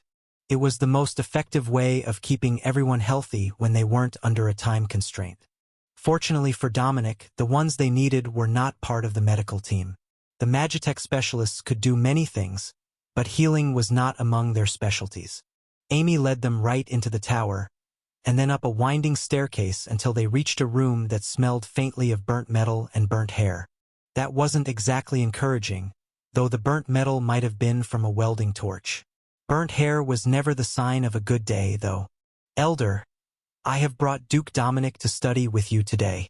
He is looking for Magitech orbs that can be integrated into a shield to give permanent bonuses to an item suitable for the Royal Guard. Amy greeted someone that Dominic couldn't see from his position. A moment later, an elderly mage got up from the ground, then righted a damaged chair, which promptly fell over again with a broken leg. Right, visitors. Duke Dominic, you said? Welcome, your grace. You have come to the right spot. I am the foremost expert in esoteric Magitech orbs within the Duskblade sect. The elder replied. His eyes narrowed when Dominic didn't respond immediately. Don't take one small failure as a sign of incompetence. I have been trying to create a Magitech orb that will replicate the effect of the summoning ritual. Dominic couldn't help but be impressed. How is that working out? Even in a large orb, it would be incredibly impressive to replicate the effect of a blood ritual. The mage shook his head. Not the blood ritual version, the modified version of the elemental guardian spell. I'm almost there. Amy looked around at the destroyed lab, and the elder shrugged. I got an angry fire elemental last time. As it turns out, the runes for monster summoning and the runes for free will are entirely too similar. A minor setback. So, you were just contemplating your next adjustment. That is good news. I had feared you might be injured. Dominic added. The old mage snorted with laughter, and then waved his hand to repair his chair, which he sat upright again. Something like that. But no, I'm not seriously injured. The orb was level 0, so the elemental was not a strong one. You know, that might be a good addition for the Royal Guard if they only had enough mana. Oh? How much more would they need? Dominic replied. About 50 times what they have now? That should be enough to summon an elemental guardian for the day. Normally, you put a mana gem in the orb so it can be recharged in advance for emergency use. But I think that we can come up with something functional for your needs. What does the item have now? It's got a circuit 4 area barrier and 4 sockets. What do you think? The mage hummed happily as he rummaged through the items in the room and began placing partially assembled Magitech orbs on the workbench. Yes, that, and that one, and this one. That is good. Enhancement. That too. Yes. The rambling made Amy laugh, and within minutes, The old man had dozens of damaged or incomplete orbs on the table. "Trust the process," she whispered. Once he had everything that he thought he needed, the elder began to disassemble his test pieces. "What I am thinking is that we should make a linked orb that will take 2 sockets and a bit of extra circuitry. One of them will obviously be an attack spell. Something cool like Corruption or Flaming Blade would be perfect. Then the second half will be mana storage and effect amplification. So, they can overcharge their shield for a few minutes, burning through stored mana to increase the level and fortify the area barrier. If there is one thing that paladins love, it's the chance to do stupid and heroic things.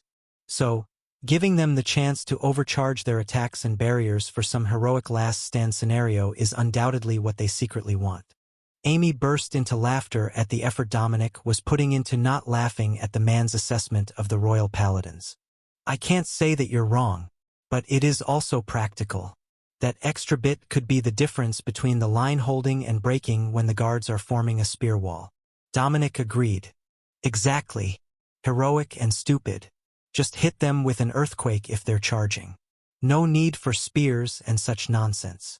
Dominic laughed at the mage's logic.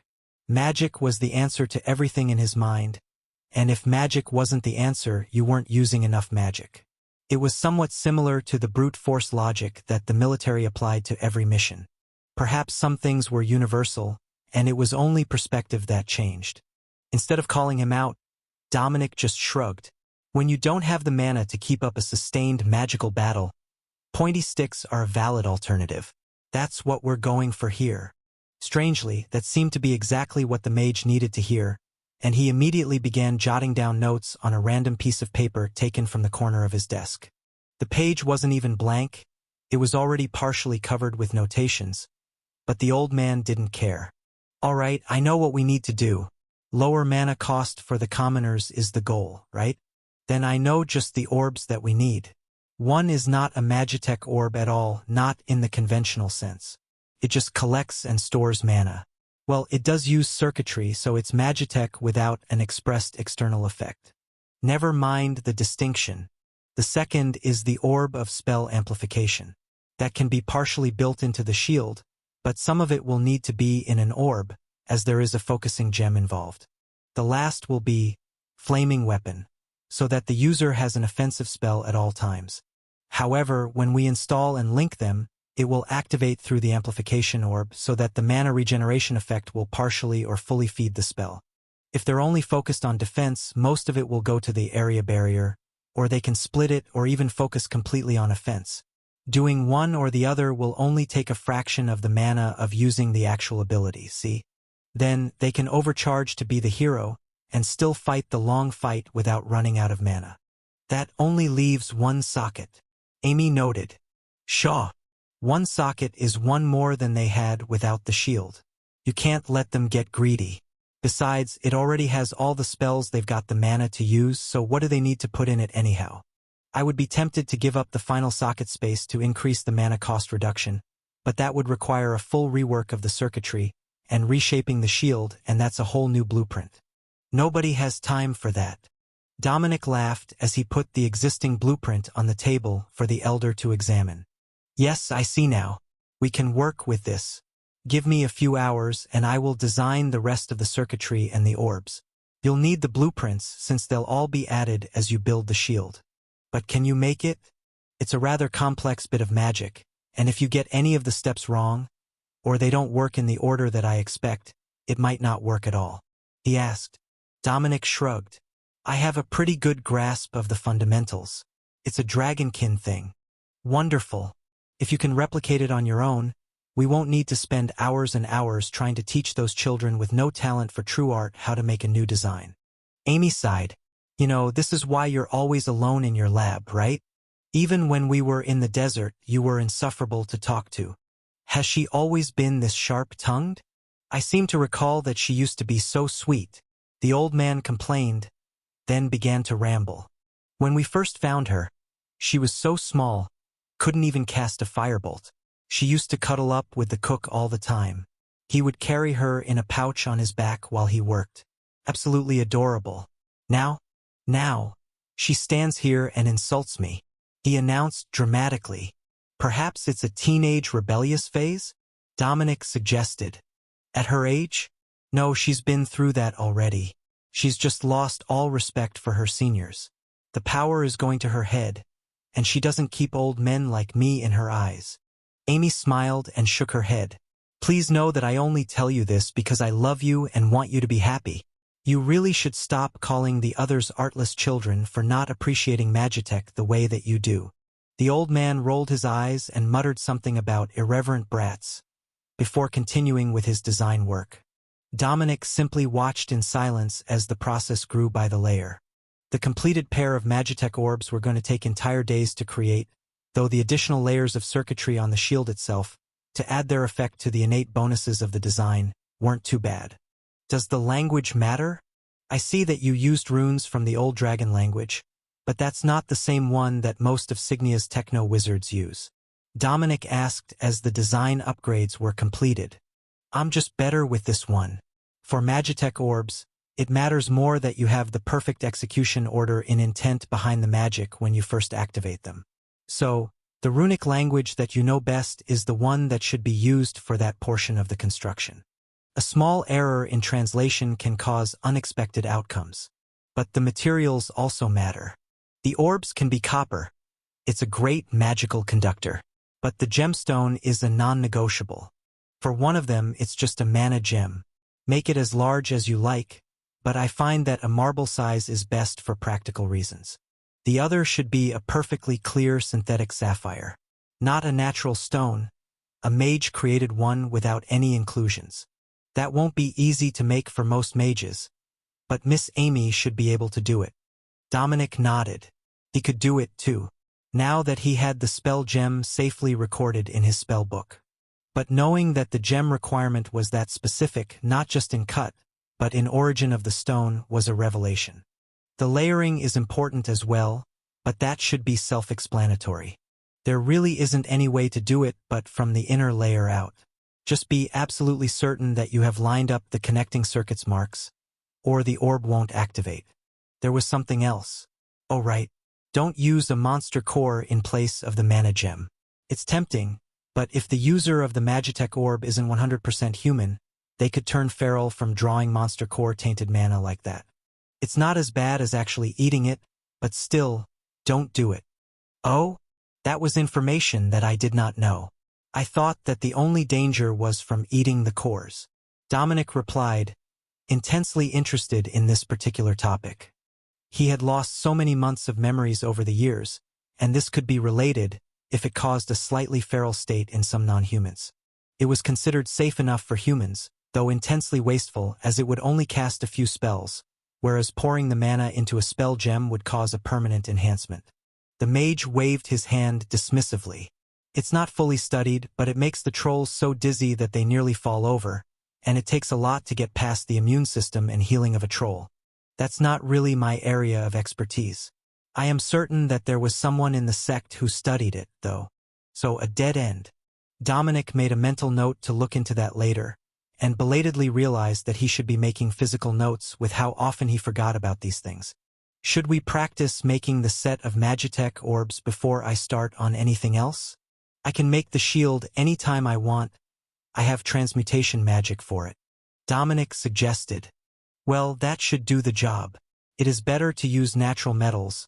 The impurities in them tend to create a better result than the pure metals from the spells. But you're right. Drawing out the designs is one thing, testing them is another. We can't have an incident like the elemental happening in the forge or when you give gear to some nobleman as a gift. The old man agreed. Or that could be the best time for it. It all depends on the nobleman, really. Amy suggested. There is that. But I don't think we're going to be giving something so hard to make to people nobody likes. Dominic and the research-obsessed wizard sat across the bench from each other as they double-checked the plans for the Magitech orbs. Those were the first step in the design, before they started to make the shield and alter the Magitech circuitry that would let the spell effect flow over the surface and through the user. It all looks fine, but we won't know until we actually make one whether we missed anything or not. The mage finally decided after a few more minutes of final checks. Dominic nodded and took out a sheet of copper, while the old man took out engraving tools for the both of them. "Miss Amy, can you make the gems that we need? You have a fine sense for the facets and proportions," the elder requested. Amy smiled and began to channel mana for the gems, while the others began carving runes into their copper sheets, which would later bend into the shell of the orbs. The only issue that Dominic could find was that with an orb this advanced, everything had to be done in nearly microscopic detail. Each rune was tiny. The pathways for the circuitry to link the layers were no more than a hair width wide. But when the layers were assembled, it all had to line up perfectly or nothing would work.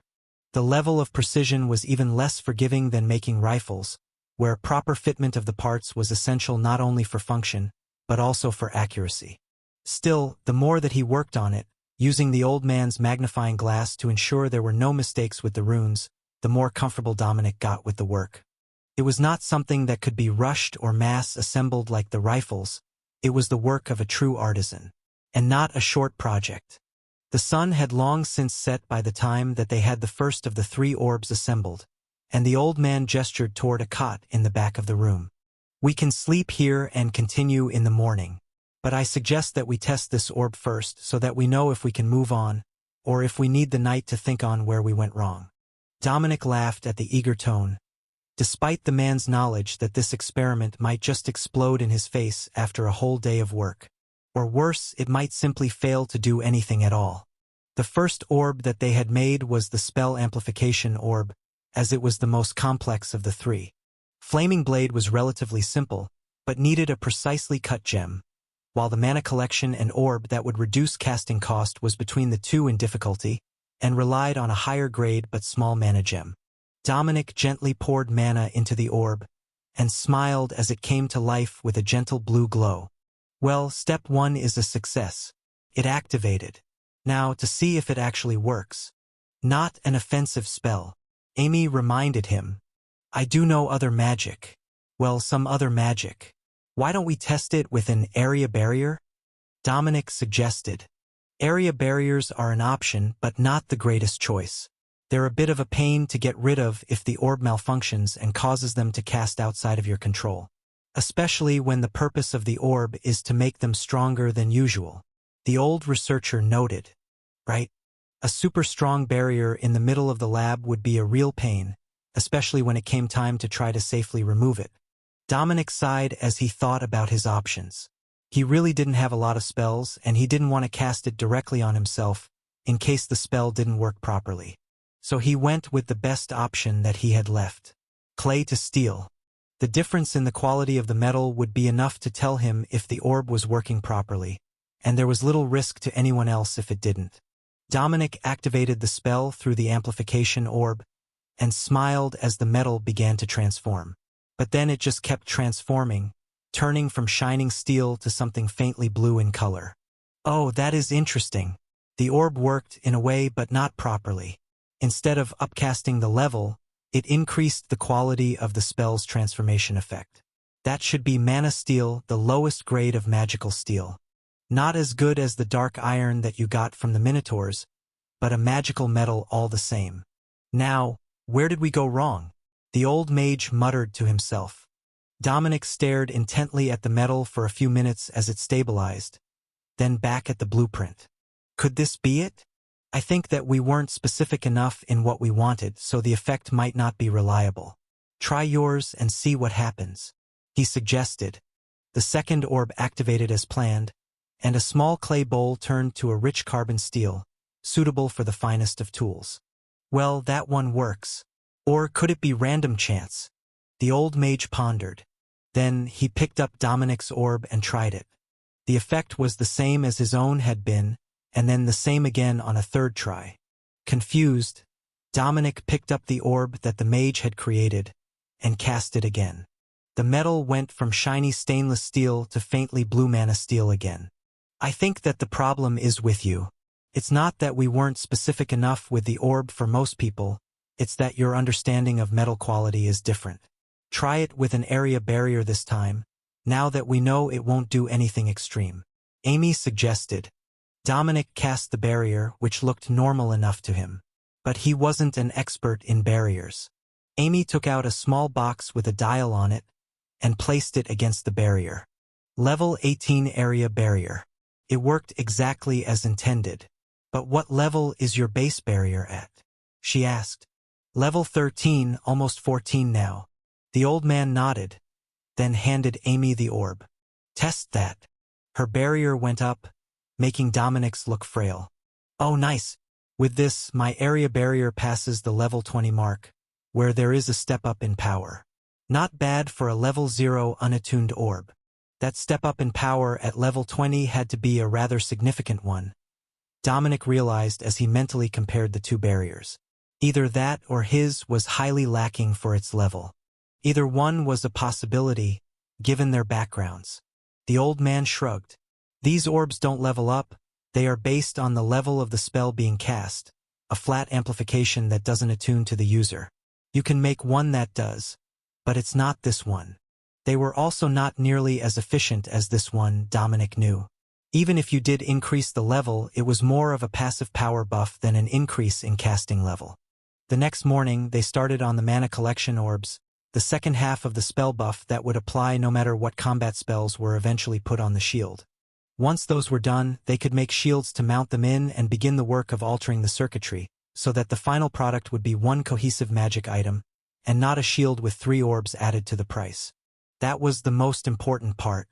If they didn't all activate as one, then the lower-level users would gain little to no benefit from the added complexity, and they would have wasted a huge amount of effort making shields for everyone.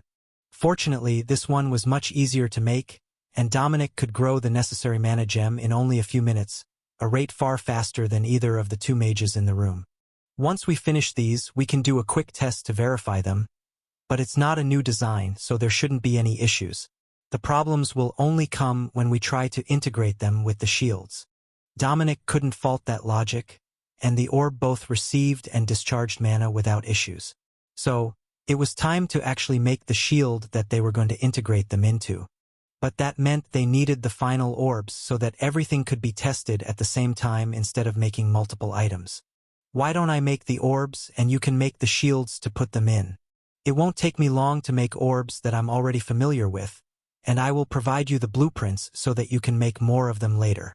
The old mage suggested. That sounds like the most time-efficient method to me. Alright, I will make the shields out of steel, and they'll be ready by the time that you finish with the orbs. They're not a simple item, but we only need 2. The old man wasn't big on conversation when it didn't directly relate to his work, so the 2 worked in silence for hours. Relative silence, that was. Great, one whistles while he works and one talks to himself. Are there no paths to creative genius that lead to sanity? Amy quietly complained as she waited for them. You're doing it now too.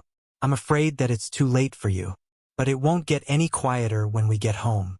I've been gone 2 days and didn't tell my wife where I was going. Dominic joked. Amy rolled her eyes. Don't worry. I sent someone to inform the manor that you were busy with crafting new defensive items for the royal guards. So we won't get yelled at or dragged out by armed paladins before we finish. The old man stroked his beard and nodded appreciatively. This is the value of a good apprentice. They take care of the little details so you don't have to. True, she's not only skilled, but proactively helpful. I don't know why the other sect members seem to be afraid of her. Dominic agreed. Probably because she holds too much of a grudge. It's only safe to be around her if you're her friend. You know, I'm right here, don't you? Amy growled. See? Very scary. Even Amy couldn't help but laugh a little. But the 2 men didn't stop their work as they bantered back and forth. The shields are ready in their base form. Do you want to wait to do the upgrades to the plan after you've finished the Flaming Blade orbs? Or do you want me to do them now? Dominic asked. I'm almost finished. We can upgrade the shield's pathways in a few minutes. It will be easier to do once we have the 3 orbs test fitted anyhow. Since they're a permanent addition, there is no need to use a universal connection ring inscription. We can just run the circuits directly to the output. Dominic waited as the final orbs were completed, and then set all 3 in place on a shield before bringing out a fresh copper sheet to cut new circuits from. Oh, don't bother with that. There is an easier way. We can just carve them in wax and then press clay into the grooves. A warm chisel makes the whole process painless, and the wax can be molded to the shape that you need. See, this is the kind of practical experience that I came here for. Amy laughed. The old mage nodded happily. Exactly. You need to ask an old person or a lazy worker how to do things. They'll tell you the best way to get it done. He waved his hand to create wax tablets, and Amy sighed. Don't let him make you think the hand gesture is part of the spell. He's just dramatic. Dominic shrugged. It's fun to use a dramatic flourish to take items from storage as well. Everyone knows how it works, but it's still better to do it with some style. Amy took a long swig from a wineskin she had in her storage item. See, this is what I was talking about. Crafters are all a little odd, and it only grows with practice. But you're holding up production. I want to see how this shield works when you've got everything assembled. Dominic nodded and began drawing the added circuits and runes to the wax. The elder watched as he worked, and then poured a bit of wax into a few runes and redrew them. This should work better, the meaning is a bit more clear, and we don't want any complexity in how the orbs interact. I don't doubt that it would work your way, but it's better to be extra safe, so that it won't malfunction if another craftsman needs to repair it. He explained. Dominic hadn't considered that. Normally, everyone brought his rifles back to him for repair. Nobody else even tried to do the work.